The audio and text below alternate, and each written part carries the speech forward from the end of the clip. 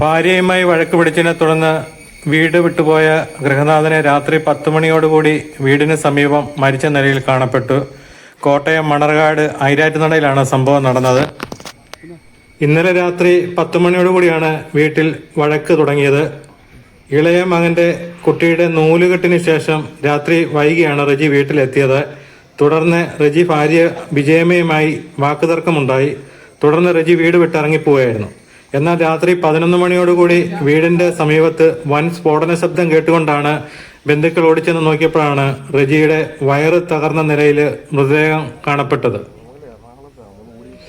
തുടർന്ന് ബന്ധുക്കൾ മണർകാട് പോലീസിൽ വിവരം അറിയിച്ചു. പോലീസ് ഉദ്യോഗസ്ഥരെത്തി പരിശോധനയാണ് വയറ്റിൽ സ്ഫോടക വസ്തു കെട്ടിവെച്ച് പൊട്ടിച്ചതാണെന്നുള്ള നിഗമനത്തിലെത്തിയത്.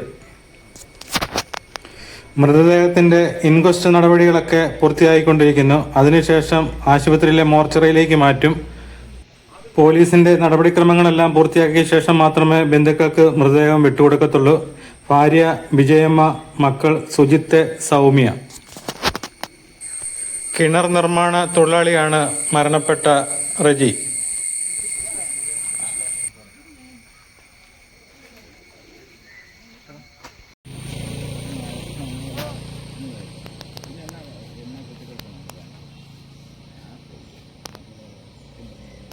Thank you.